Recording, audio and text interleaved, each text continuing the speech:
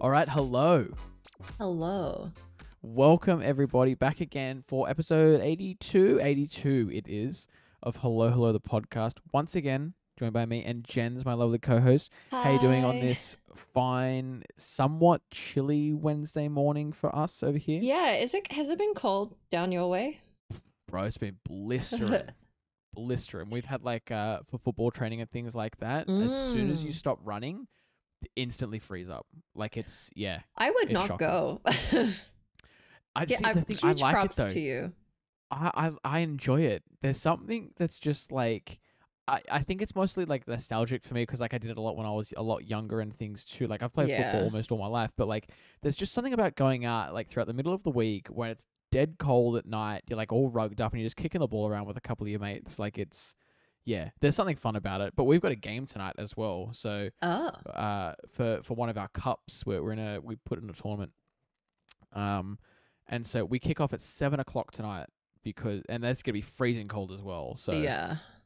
I can't wait for that. But a night game, top tier. You can't beat a night game. A night game is so much fun. There's just something about being under lights. It's great. Yeah, there is something said about that. Or I remember days where you would wake up at like 6 a.m. and you go training before school Yeah. started. It was like Yeah. the floodlights are on. It was like, That's it what I was just mean. cool. I don't know what it is. There's something in the air. It does something to you. But it's great. I can't wait. So Well, hopefully it won't be too cold, but good luck. Hopefully you win. yeah. True.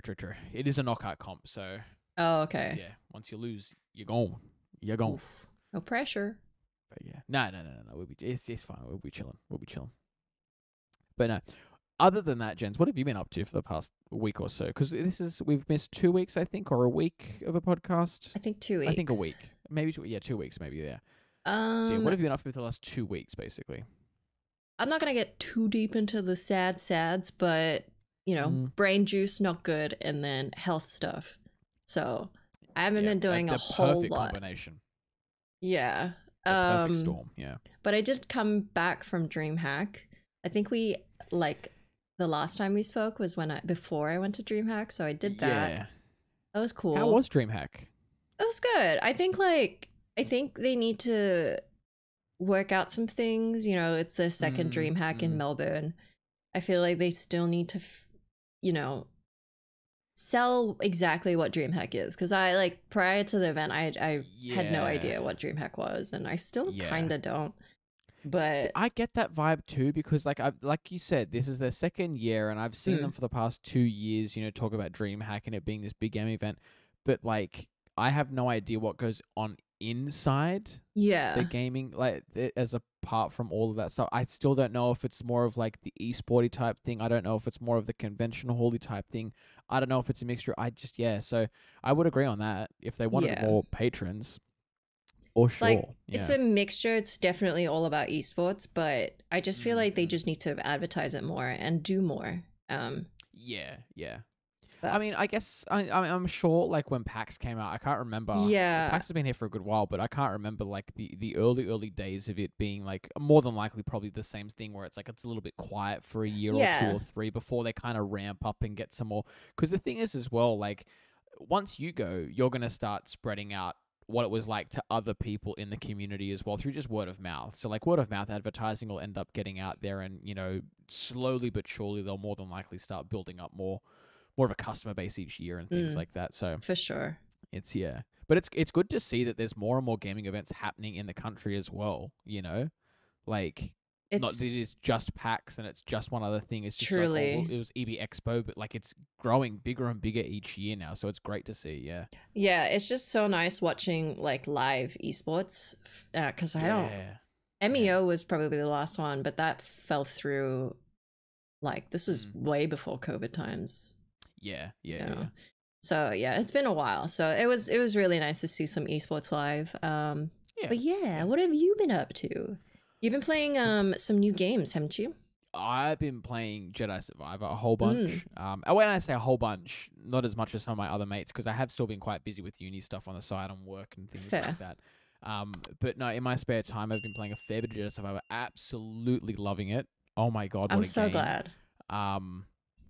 And then, like I said last night in stream, just Snap.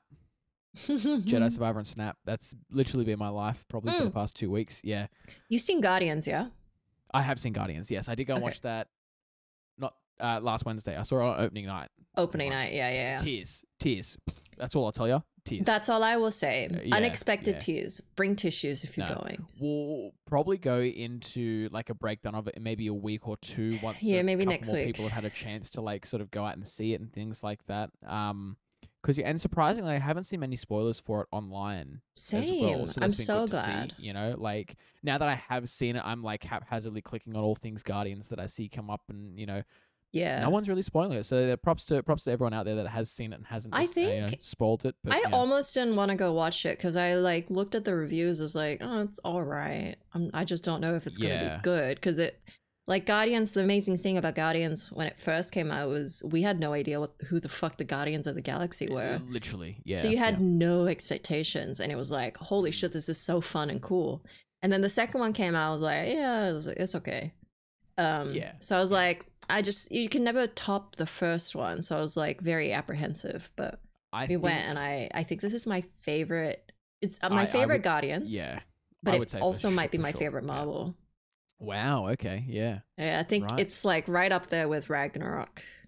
Yeah. Okay. I'm not. I mean, sure. they both do very much have the same sort of vibe going with them as well. I guess kind of a similar vibe. Yeah. Not the same, but, where they're quite poppy, happy, vibrant color, eccentric characters, that sort of stuff. But I saw a headline which I kind of agree with, where it was like Guardians 3 has performed so well because it's a James Gunn movie first and a Marvel movie second. Yes. And I feel like when I heard that, I was like, damn, you know what? Actually, that makes a whole lot of sense. Like, I feel like with this one, they were just like, look, it's more than likely going to be the last Guardians of the Galaxy movie as we know them.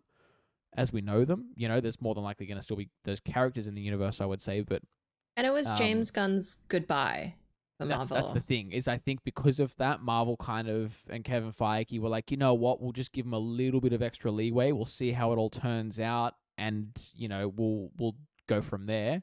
And I think that's what made it perform so well, is because it is, first and foremost, it's James Gunn's movie, and then it's a Marvel movie after that. Yeah. So because I feel like I've kind of as well. Oh, sorry. I was going to say, highly recommend it to anyone that is like you and was a bit apprehensive of seeing it, especially because the last couple of Marvel movies have been a bit I was going to say miss, it's very much worth it. So yeah, it's a shame because I've kind of fallen off the wagon a bit with Marvel. I just don't. It doesn't excite me as much as it used to. I don't have that energy that I had for like phase 3 type of stuff. Like I feel like phase 3, when it was like hit after hit after hit after hit, I was like, how the fuck are they going to top the last one?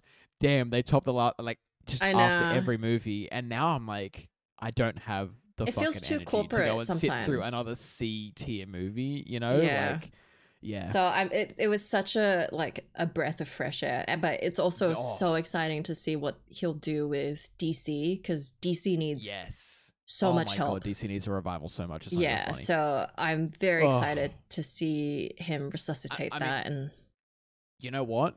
For like one of the last DC movies that are coming out in the current iteration, I have watched the trailer for The Flash, the new one. Oh, The Flash, yeah. I went, it's DC. It's probably going to be dog shit. I'm not going to watch. Watched it. Actually looks kind of exciting. Like the trailer has done its job, and I'm like very much interested to go and see it in the cinemas. Oh, Ezra actually, Miller, still kind of a shithead. Yeah, I don't like the main guy, but it's Batman who you're gonna watch, really. Oh, after I heard that they were putting him in it, I was like, holy shit, yeah, right. And then there's also Supergirl that's in there. More than likely going to be a couple of other characters, and like it's following one of my favorite Flash storylines of all time, the Flashpoint. It's excitement all up the wazoo. I hope that the trailer doesn't lead me astray and it's not absolute piece of garbage and it is somewhat good. But if the current DC iteration got out with the last hurrah, this can definitely be the last hurrah because it looks pretty damn cool. So we'll probably check that out too. Yeah, we'll see. But also, just do you want to kick us off, Jenz, with the news I was gonna say, well, because there's a bunch. We've got a lot to get through. We've got a couple of things backed up, so totally. Yeah.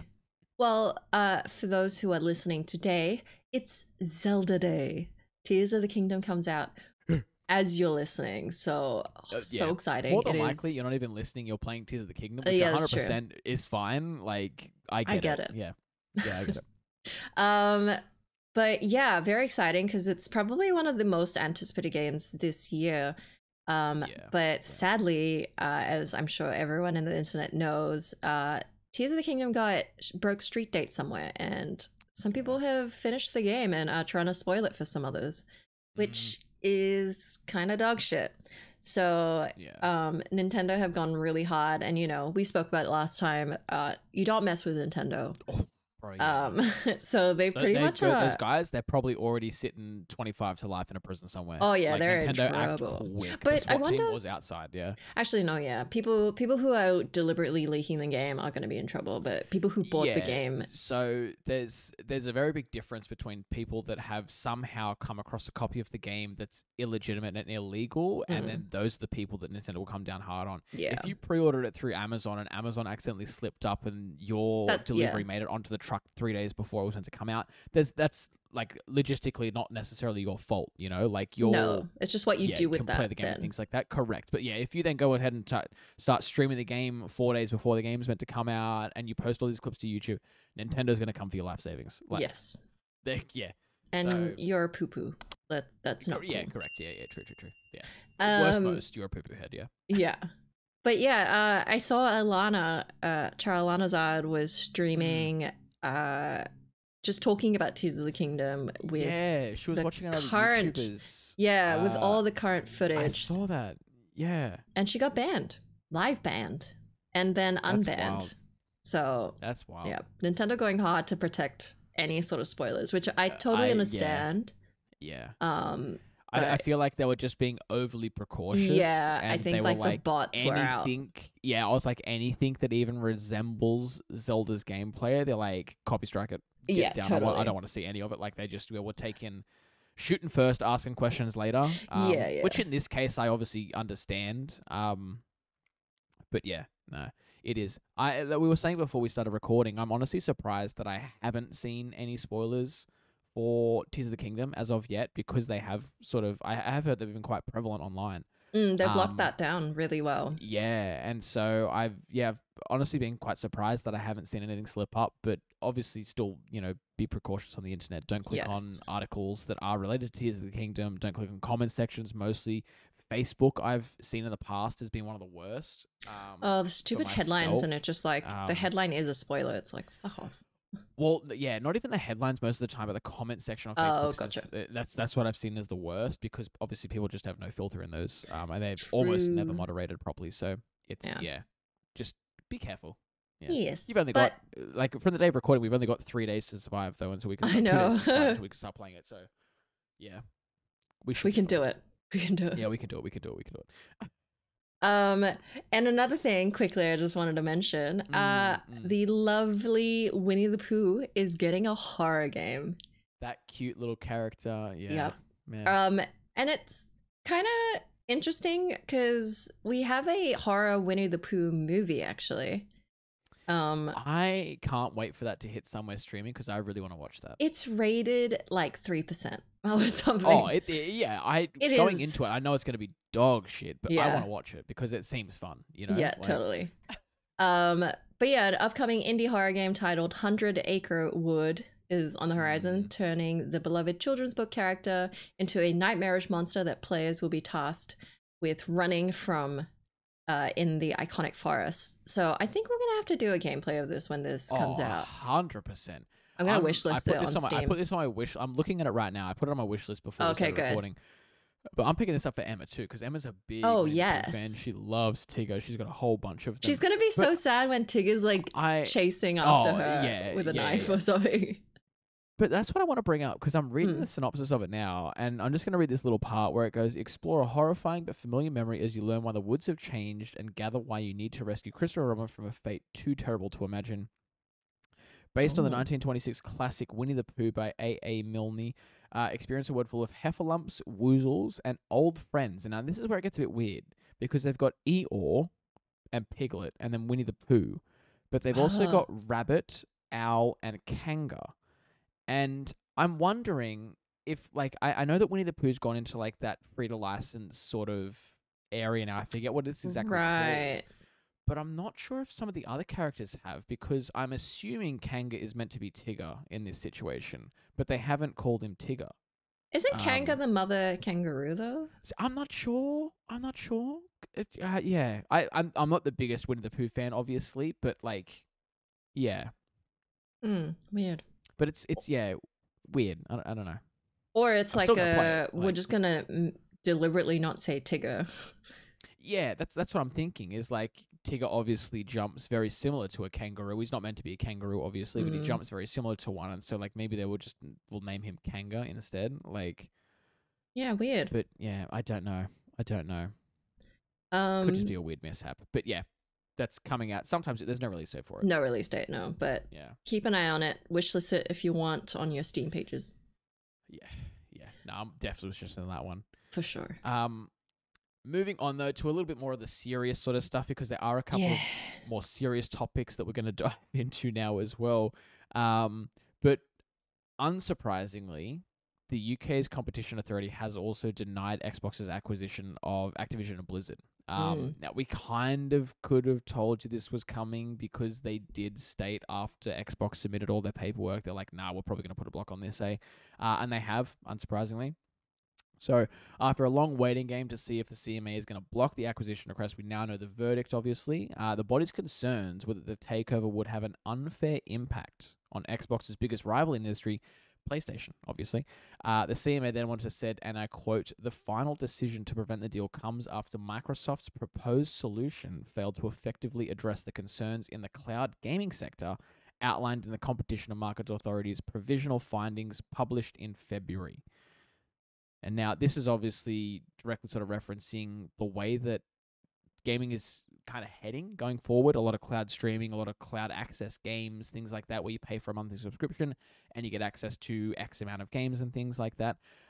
That's more than likely what it's directly referring to. The CMA also outlined some of what it considered the shortcomings of Microsoft's proposal, stating that it did not sufficiently cover different cloud gaming service business models, including multi-game subscription services. It was not sufficiently open to providers who might wish to offer versions of games on PC operating systems other than Windows as well, because again, Microsoft owns Xbox. Microsoft also owns the Windows operating system, who do very much so have a monopoly on the way that games, not so much a monopoly, but games are obviously developed mostly for Windows systems, as opposed to like Linux or Mac OS systems even as well. So that was also a key factor. And then finally, it would standardize the terms and conditions of which games are available, as opposed to them being determined by the dynamicism and creativity of the competition in the market, as would be expected in the absence of the merger. Both Microsoft and Blizzard, though, already stated that they're in the process of contesting the decision made by the CMA, and state that it isn't the news that we wanted, but it is far from the final word on this deal. So more than likely, Microsoft and Blizzard are still going to get their way. It's just going to take a lot of money and a lot of time and effort to end up getting there. Yeah. And they're probably going to have to just change up. Their lawyers were already probably expecting this and working on different proposals and things like that. Yeah, they're anyways. Probably going to change some. So they're probably just going to change some key wording in their proposal and switch it all up a bit, and then more or less submit a very similar thing and just see if it gets through. But yeah, who knows? It honestly could go either way at this stage. Like I said, I do still believe that Microsoft is going to acquire them at some point. It's just more or less a waiting game. But yeah, unsurprising, but kind of interesting, you know? Yeah. Kind of interesting.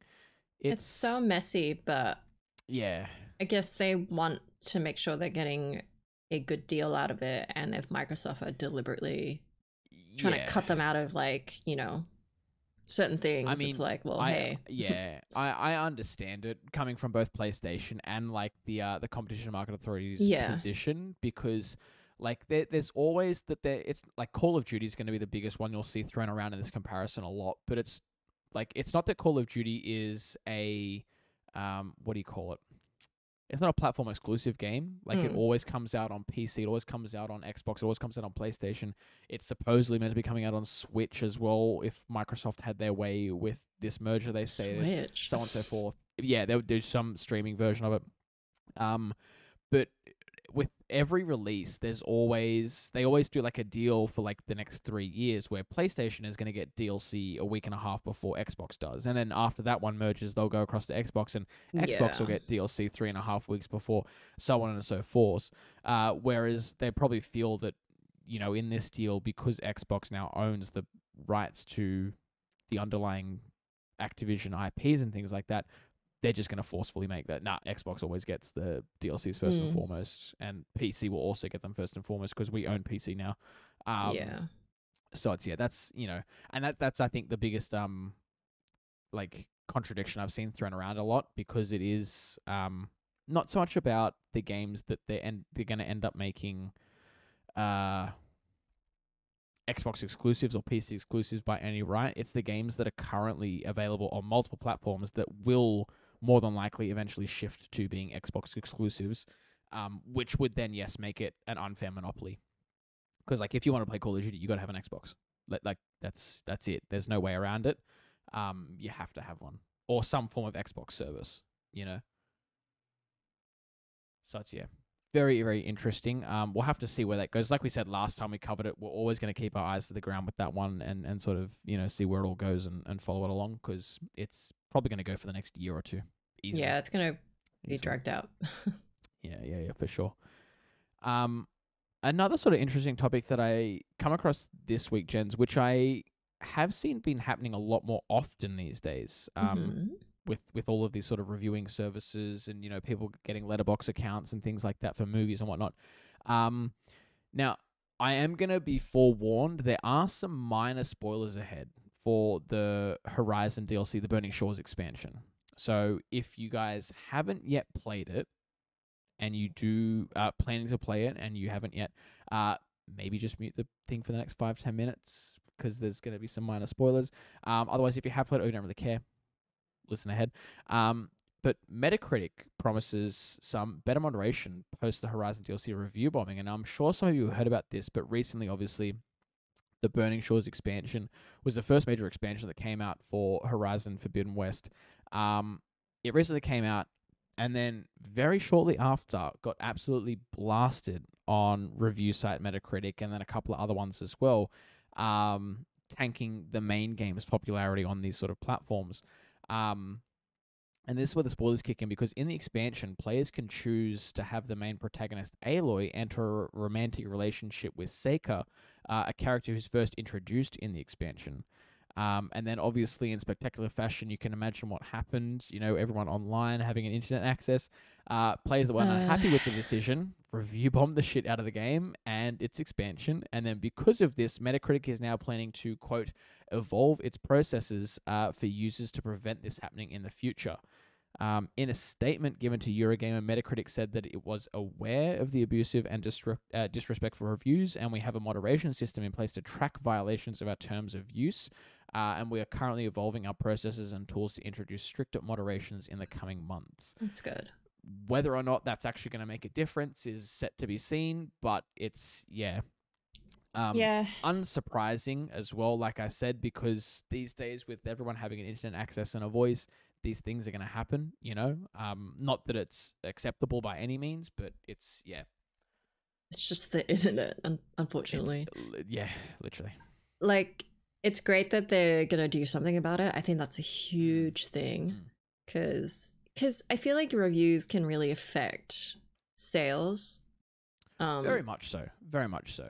It maybe not so much matters for big AAA studios like this as well. Obviously, it's still going to impact, but having review bombs be a thing for even indie studios is especially it'll heavily impact them. Yeah. So it's great they're going to do something about it. I wonder if it's like, how certain things where you blacklist certain words, but the internet somehow still gets around it. You can just get around them. So hopefully that's what I'm assuming is going to happen. Probably, unfortunately, but at least hopefully, the intelligent people will, disregard all of that.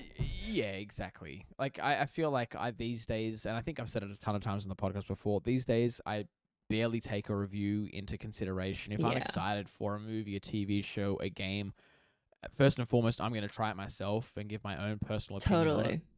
because everyone's different. But that's also where reviews are great as well, because it's good to see someone else's point of view or perspective on something too, and like it might actually end up making your experience better. Like I think, what did we recently watch? We recently watched The Village, which is an older horror movie, or not so much horror, but a thriller movie from M. Night Shyamalan. Yeah. And obviously with M. Night Shyamalan movies, they usually have like a twist at some point throughout it, or like a big sort of head scratcher and things like that.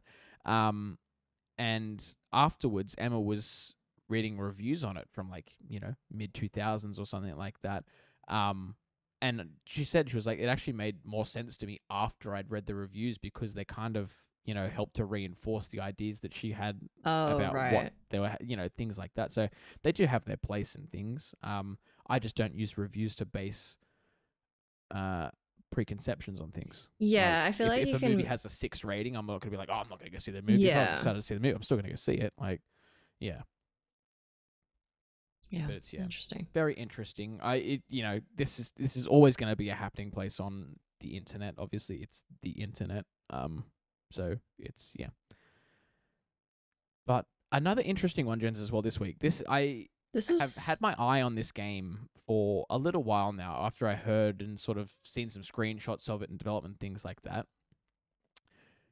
But it's going to be a very big topic going forward, as game engines and the way that games are developed become more and more closer to realism and a lot more realistic, where photogrammetry comes into play and things like that.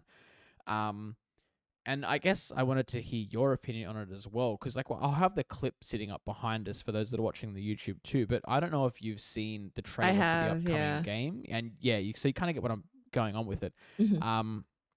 But I'll get into the story a little bit. So Unrecord is an upcoming first-person shooter which is being created by the French indie developer Drama. And they've also released the first trailer for the upcoming game, and it's got quite a few people on the internet divided. Taken from Studio Drama's website, and I quote, Unrecord is a tactical shooter where players can expect an immersive and narrative experience. Unrecord features complex dialogues, innovative gameplay mechanics, tough moral dilemmas, and a unique shooting system.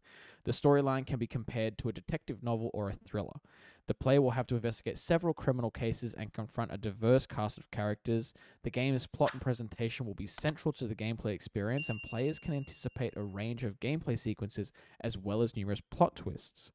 And then what has people so divided is just how realistic it looks, obviously, and you'll be able to tell again by watching the video that's behind us. And Unrecord obviously is currently being developed in Unreal Engine 5, probably the most up-to-date, advanced 3D creation tool that's out there for both like films and animation and games and whatnot. And that's what it's being developed in. If this footage, and I'll say it again, if this footage was released on the news or like on Facebook or something like that, without all of like it being, hey, this is a video game behind it, I tell you now, you wouldn't be able to second guess and tell if it was a real or if it was a video game or not. Like, it looks that realistic. The trailer looks so realistic, Jens. The developers actually had to post a few clarifications on the game's Steam page, assuring players that the footage that they released was in fact a game and was rendered in Unreal Engine 5, and no real-life footage is used. Like, people were that concerned that they were watching people get shot down in this warehouse. They were like, this is a bit weird. Like, because it's as well, it's not just the graphics, but it's the way that the character models move and how they animate and like how the gunshots happen and the character shape, like all that sort of things. It just adds to making it look so realistic, and it's incredible. Like, the amount of effort they've put into it is obviously immense, and like props to them on that front. But it does come down to the sort of question: are games getting too realistic? And are we glorifying this sort of, like, I guess, aggressive, violence, sort of violent content? I'm not going to be that person that's like, GTA made my son, a murderer or anything like that. But, things like this, I can very much see the argument behind it, I remember watching it, I thought it was real, and then figuring out that it was a game. I just like, I don't think I'm gonna play it. I think it's too realistic. Yeah. Where I like even Call of Duty, one of their campaigns, you had to like shoot down a village from a helicopter. Yeah. And so it's all green. So it's like still cartoony, but it's green and you're shooting it. Yeah. You've got like the night vision lens over your AC-130, whatever it was. Yeah. And I was like, this feels too real. Like, yeah. Yep. This feels like what you would watch on the news. I feel like I've had it a lot more in the more modern Call of Duties, the Modern Warfare 1 remake and the Modern Warfare 2 remake as well, because they very closely follow more real-world situations about how complex war is and, you know, like civilian casualties and things like that. And yeah, playing through some of those campaign missions, I sat there afterwards like, holy shit, that's a bit heavy. Like, you know, like I sat down to play Call of Duty to relax a little bit and, you know, just let off some steam and, you know, totally. And I'm sitting here like, holy shit, I just committed a war crime. Like, you know, exactly. And I'm like, I'm just not sure when it comes to a game like this. I feel like you could do it but I don't think a shooter is the way to go for something like this, because then it comes to that line of like, what if it does influence someone to do this? Like, and I think that was the biggest sort of question that I've seen thrown up with this is because and again, for those that haven't seen the trailer, I'm going to kind of describe it as rough I can, but basically it's police body cam footage, pretty much. I don't know if he is actually a police officer or if he's like a mercenary or what it might be, but the whole gameplay takes place from what looks like a chest-mounted camera. So you get like that roughly chest, you know, the mic brushing up against cloth, and like, you know, when he's moving, it all brushes around and things. So it's a bit like sketchy looking and whatnot. And then obviously when he raises the gun up, it's like very much a first-person point of view, more so than like you would get in a Call of Duty where you're always running around. Like you can see the gun always, and it doesn't look that realistic, but it kind of does, but it doesn't. This looks obviously a lot more realistic. And it's, and that as well, these days, I think is going to be very controversial just because of the amount of this we see online with like, you know, mass shootings being a big thing, and, you know, videos from like the Ukraine war coming out as well, you know, where they're showing this type of body cam footage or footage from a helicopter and things like that, you know. And it's going to be very divisive when it comes out. I honestly don't know as well. Like here in Australia, we do have a pretty strict rating system when it comes to these types of games. Even now with the R18 rating, I'm still not sure this is actually going to get an R18 rating or if it's going to be a banned copy. For Australia, because like we do like still not let in a couple of games. Like there was a big kerfuffle with A Happy Few. There was a game recently. Yeah, We Happy Few got restricted because of drug use. It's on my Steam wishlist. A game that I like to play. You know the one I'm thinking of. Yeah. You know the one I'm thinking of. What is it? It's in here somewhere. It's in here. I know it's in my wishlist, unless I've taken it out. Oh my god, what is it? I've taken it out of my wishlist. Shit. What is it? It's the something Final Cut. Yeah, but yeah, that game as well. Like where it got banned and then they petitioned, were like, well, actually you're selling it on your shelves for Xbox, why is it banned on PC and things like that? And they're like, actually no, that makes sense, we'll just unban it. And so yeah, there's probably going to be a whole bunch of drama when this does get its initial release and things surrounding it. But it's I just thought it's an interesting topic to bring up, you know, not just about the game but also about how real games are becoming these days, you know. Like I think it could be good because you have FMV games and like they're usually either horror or like a detective type thing. FMV games, I feel like they're a little bit different because it's kind of like you're watching, and this is a cool segue to the next bit, but it's like you're watching an episode of Black Mirror because you know that movie they released where it was like Bandersnatch. You could Bandersnatch where you could like, it's kind of like that, you know? Yeah. Because the camera shots in those as well aren't showing you as the character. They're usually like, it's shot like a film, you know? Yeah, like you are the camera. Like you're the camera, you're just watching the characters play out in front of you and you make the decisions for them. Whereas this, because you're acting as the person, it just adds, again, an extra layer of realism to it. That I don't know. Am I just getting old? Is that what it is? I don't know. Are we? Are we getting too quote unquote sensitive? Yeah, maybe Look, we are. I don't know, but I just think when it comes to shooters, I don't want it to feel real. I don't want to feel like I'm actually hurting someone. Like I said, when I sit down to play Call of Duty, I sit down to blow some steam, play with a couple of mates, you know, have a little bit of fun playing some Search and Destroy. I'm not there to commit a war crime. You know? Totally. Like I think it could really be good for horror games.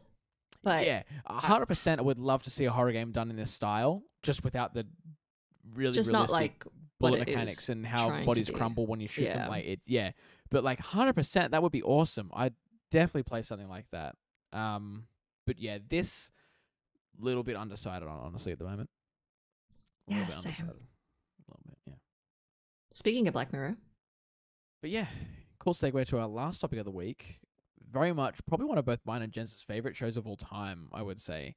But Black Mirror has been on a little bit of a hiatus for the past couple of years, obviously with, you know, them doing the Bandersnatch movie and then COVID being a thing and all that sort of stuff. And then obviously them wanting to write something that's still going to be impactful, you know. But Black Mirror Season 6 is coming. Yeah. And it's reinventing itself, Jenz. It's doing something a little bit different, they say, this year. So Black Mirror, obviously, like I just said, is returning for its 6th season this June. Yay. And then according to the show's creator and writer Charlie Brooker, it is, quote, the most unpredictable season yet. I love that. I can't wait. Brooker went on to say that he's always felt that Black Mirror should feature stories that are entirely distinct from one another and keep surprising people and himself, or else what's the point? It should be a series that can't be easily defined and can keep reinventing itself. And that I love, because that's one of the things I love about Black Mirror is that they don't have an overarching story. So like I can binge it or I can sit there and watch an episode a week and I don't feel like I've lost anything. And you're learning something new. You're watching something so different. Each time. They're so different. Yeah. I went back over the list of like the top 15 rated Black Mirror episodes of all time. And literally every single one of them has an entirely different story. Like not even a similar aspect. They're totally different from one another. And that's what's so fun about Black Mirror is that, each time you hit next episode, you just literally, you don't know what you're going to get. Totally. You have no idea. Moving on though, with season 6, Netflix and Brooker decided to take not only the storytelling up a notch, but also the directing and acting ensemble as well. So I'm going to list off a couple of these actors, Jenz. All right. Aaron Paul. Yes. Danny Ramirez. Hamish Patel. Kate Mara. Michael Cera. Rob Delaney. Rory Culkin. Salma Hayek. Zazie Beetz. And it's like, what? Yeah, they got a huge star cast in this, which is incredible. That's madness. Yeah, and then like obviously the directing talent's also going to be just as good as well. The writing probably going to be top notch as it has been for a lot of Black Mirror. I absolutely can't wait for this. I have no idea about the episode count. I don't know if they've released that as of yet. But you'd expect it to be around 6 to 8 episodes. I think that's typically what the Black Mirror seasons are like. They're like usually like very short. Why can't we go back to like the 24 episode seasons? 24 episode seasons you can only do if it's like 20 minutes an episode though. I know, but that was like every show. Yeah. Like every sitcom was 24 episodes or something. I would remember going to like Blockbuster like when I was younger and Blockbuster was still a thing. And getting like renting a TV show, like a TV season, and it being 24, 25, 26 episodes, and that would last me ages because it was a lot of content. And now like if you got to watch a TV series, everything is like obviously in much higher quality. Yeah, it's like quality over quantity in some ways, but like I mean, sometimes I just want shitty episodes of TV, 24 times a season. Totally. But yeah, I'm very excited. I feel like I've been waiting for this. I was thinking about whether or not they're coming back, and I heard the news. I was like, "Fuck yes!" Oh, I can't wait. Because I haven't watched the trailer for it yet, but yeah, same. I'm not going to either. I don't want to for this. No, yeah. But like we never really had like the Twilight Zone. Like I never grew up with that. And this is kind of like the next gen Twilight Zone, and I love the idea of that. I love the concepts of it. So, so good. It is. It's something totally different. I honestly say, if you haven't watched it yet, please go and get a Netflix subscription and watch it. I feel like everyone's so seen damn it, good. surely. But yeah, I feel like everyone I ask has seen it. But I just love that after every episode, I have to sit there for 15 minutes and just recant my thoughts. Because every episode ends in such a depressing way. Yep. And like they always dangle that carrot over me where it's like, you know what, this episode might end nicely. No, it never does. Yeah. And it's like, and I never learn. This could actually be real sometimes. That's the thing. Yeah. I remember they did there was a bunch of posters that went up not too long ago, I think, that was about season 6. Season 6, and it's like you're living it, and it was, instead of it being a poster, it was just a mirror, and like it's such a good very like smart marketing play. Yeah. But also like I can't wait. Let's not fuck my brain up so much. Let's not get too close to it, eh? Yeah. I feel like every day we ear closer and closer to a couple of these episodes, and it does. Yeah, it makes me a bit nervous. Yeah. But June is an exciting month for like media, because we've got Spider-Verse, we've got this. I don't know if Oppenheimer is June or July, but yeah. It's around that time. It's one of the J's. Is an exciting time to be around. Yeah. I always get June and July mixed up because they sound so similar. So it's why must they be next to each other? Like spread them apart. Spread them out, man. Come on. God damn. But no, we got a bunch of the pop vinyls came in for Into the Spider-Verse at work. Did you get spoiled? No, that's what, one of the guys at the back was like, because he knows that both me and another sales guy really like Spider-Man. He was like, boys, if you don't want to see spoilers for the Spider-Verse, don't come at the back, because we're unboxing all of the pop vinyls. And I was like, hey, that's respect, man. Oh, that's nice. I saw JB Hi-Fi selling more Ghibli stuff, and they've got like a Totoro backpack. They've got so much stuff, man. It's not even funny. Just $120 for a fucking Totoro backpack. Bro. It's crazy, yeah. Anyways. Exciting. They sent us a bunch of merch things like every once in a while. They sent us like a new stand for it all to go on. So we've got like an actual Ghibli like standee that it all sits on now. Yeah, it's great. Jealous. But yeah. All right, Jenz. Before we wrap up for the week, is there anything else you wanted to add on before we just end up sitting here talking about Totoro characters for the next 10 minutes? Yeah. No, that is all from me. Yeah, no, nothing from me either. But as always, thank you guys for listening. Thank you guys for watching. Hopefully we'll see you all sometime soon. Bye-bye. Bye.